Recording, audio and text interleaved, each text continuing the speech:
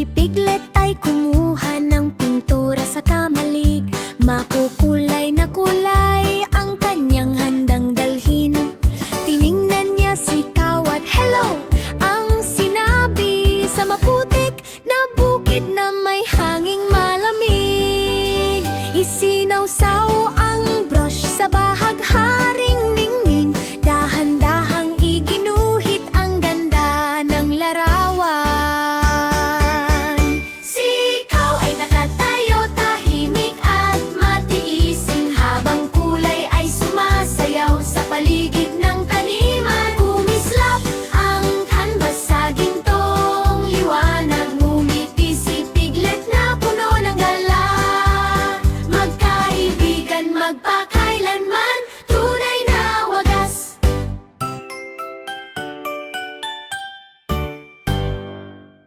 Si Lolo ay pumasok sa araw na masaya. May funky music na sumasabay sa saya. Dumating ang gorilya na handang sumayaw sa gubat na puno ng ilaw at sigaw. Umiikot sila sa breakdance na galaw, habang lahat ay sumisigaw ng hey, hey, wow! Si Lolo ay dumulas sa sahig ng mabilis, parang sayaw ng beats na sobrang bilis.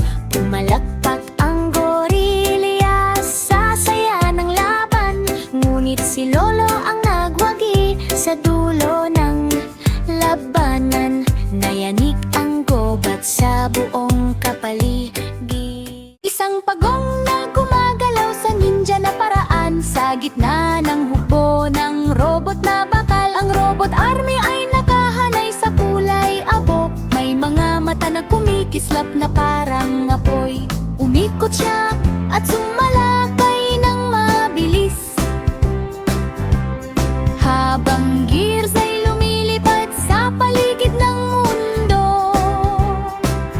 Ang kanyang shell ay sumabog sa tapang at lakas, habang robot ay nababasag sa bawat hampas. Nagdiwang ang mga bayani sa malayo, habang kapayapaan ay muling bumalik. Ang pagong ang nagliligtas sa mundo ngayong araw. Ang manok na pulis ay nagpatrol sa kalsada. May makinang bad dinadala-dala. Dumating ang T-Rex na malakas at malaki, naglalakad sa lungsod na parang hari. Huminto ka dyan, sigaw ng manok na maliit, ngunit puno ng tapang at tindig na matibay. Sinubukang tumakbo ng dambuhalang dinosauro, ngunit nadulas sa mga itlog na nakakalat sa kanto. Nagdiwang ang mga tao sa tagumpay ng batas. Bumalik ang kapayapaan sa dulo ng oras.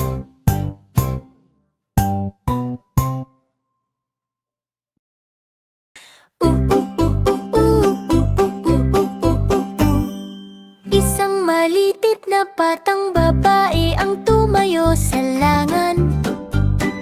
Hawak ang lubid ng buong lakas at tapang. 10 elepante ang humila ng sabay-sabay. Yumanig ang lupa sa lakas nilang taglay. Hindi siya bumitaw kahit gaano kahirap. Nakabaon ang paa sa lupang matatag. Biglang nadulas ang mga elepante sa huli, at siya ang nanalo sa laban na masigla't mali. Sumigaw ang lahat ng hip-hooray sa saya. Isang baka ang nakasuot ng life jacket. May tuwang malaki sa alon ng dagat. Makulay ang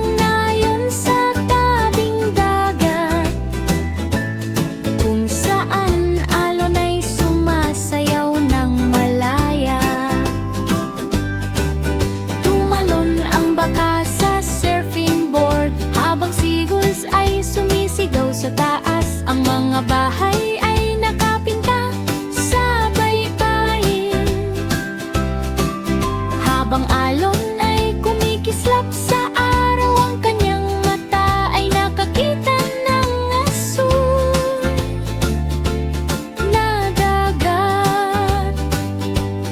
Habang splash ng tubig ay bumabalot sa hangin, isang masayang pakikipagsapalaran sa alon.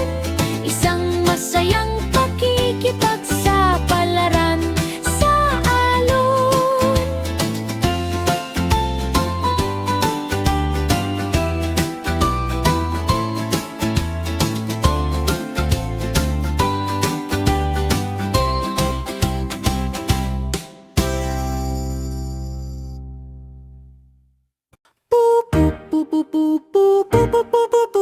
Isang pabi-mekanik na maliit at masigla, may bilugang paa at matang nakatutok na tuwa. Isang pink na bisikleta ang nasira isang araw, sa makukulay na nayon na malayo't payapa. Kumuha siya ng tools at maingat na kinabit, hinihigpitan, iniikot, halos matumba ang bisikleta. Ang mga bahay ay nakamasid na may halakhak, habang mga tools ay kumikling sa paligid ng galak. Ang kanyang mata ay puno ng langis at pride, at ang bisikleta ay muling gumulong sa ride. Ang nayon ay pumalakpak sa bawat kilig.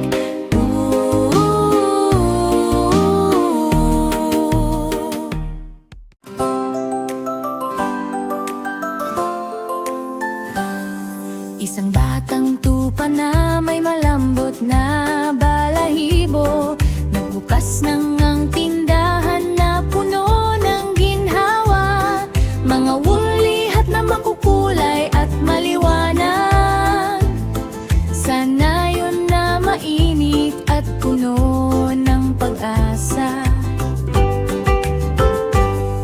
Dumating ang mga ibon, isa-isa sa hangin, upang subukan ang sombrerong lana at lambing. Ang tupa ay tumulong ng may ngiting masaya, habang bawat ibon ay nagiging elegante.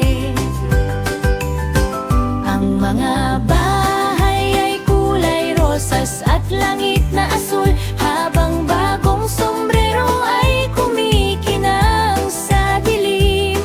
Lahat ay puno ng komportableng pangarap.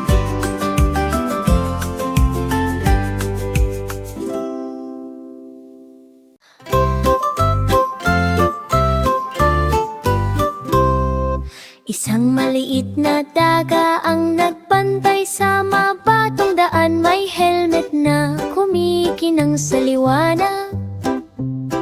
Ang minahan ng ginto ay kumikislap araw-araw sa loob ng bundok na malalim at tahimik. Ang kanyang mata ay mapagpantaya, alerto, habang anino ay dahan-dahang gumagalaw.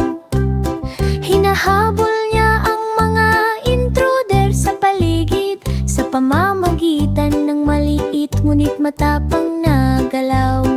Ang kayamanan ay ligtas sa gintong liwanag, habang daga ay nakatayo ng walang takot. Isang bayani sa kanyang munting paraan. Isang maliit na daga ang nagbantay sa mabatong daan, may helmet na kumikinang sa liwanag. Ang minahan ng ginto ay kumikislap araw-araw sa loob ng bundok na malalim at tahimik.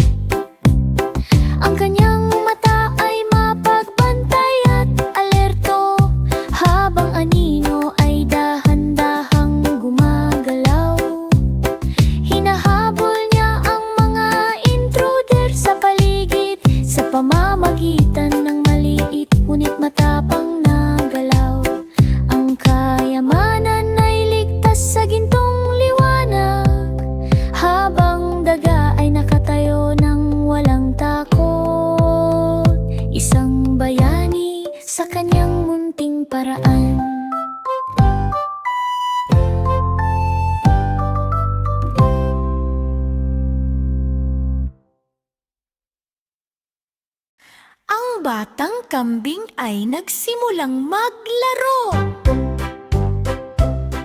Ang batang kambing ay nagsimulang maglaro.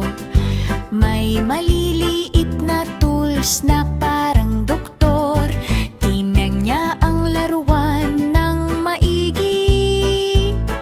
At sinabi niyang aayusin kita ng maayos.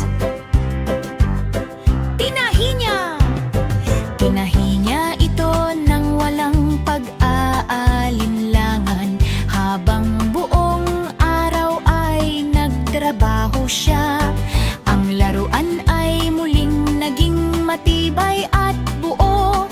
Habang kambing ay ngumiti ng masaya, ang pasyente ay muling nakatayo, handa nang maglaro sa bagong buhay.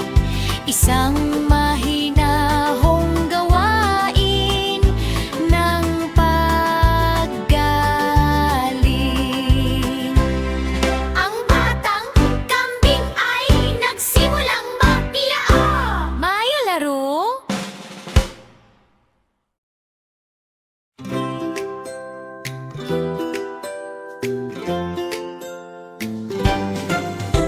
Isang matabang panda sa gubat na luntian. May bambugon na hawak ng mainggan. Makulay ang paligid, puno ng buhay. Parang larangan na tahimik at tunay. Ang kanyang mata ay matalas at tiyak. Tinututok ang dagat na parang patak. Mga puno ng kawayan ay sumasayaw, habang tahimik siyang gumagalaw. Pop! Tumama ang target sa hangin. Ngumiti ang panda at yumuko ng mahinahon. Nagdiwang ang gubat sa mahinang sigaw.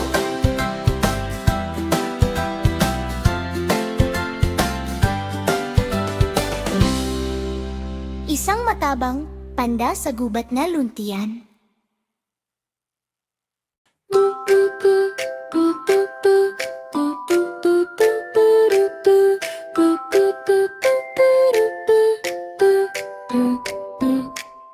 Isang matabang kuneho sa nayon na maliwanag. May sombrerong mahiwaga sa kanyang harap.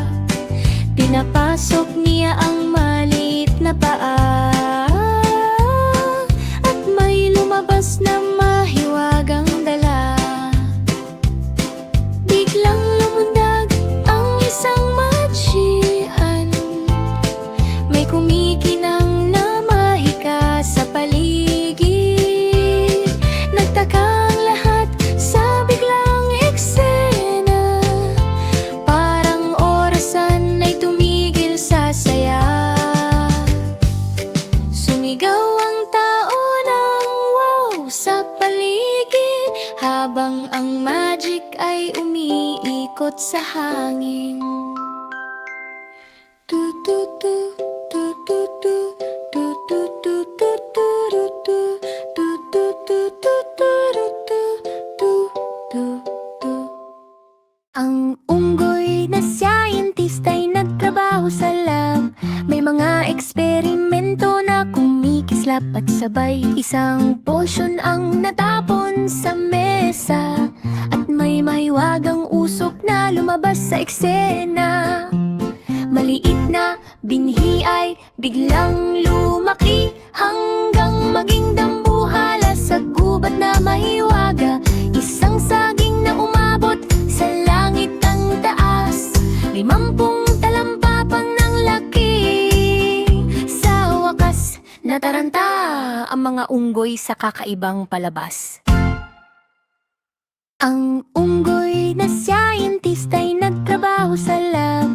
May mga eksperimento na kumikislap at sabay. Isang potion ang natapon sa mesa, at may mahiwagang usok na lumabas sa eksena. Maliit na binhi ay biglang lumaki, hanggang maging dambuhala sa gubat na mahiwaga. Isang saging na umabot sa langit ang taas, 50 talampapang ng laki. Sa wakas, nataranta ang mga unggoy sa kakaibang palabas.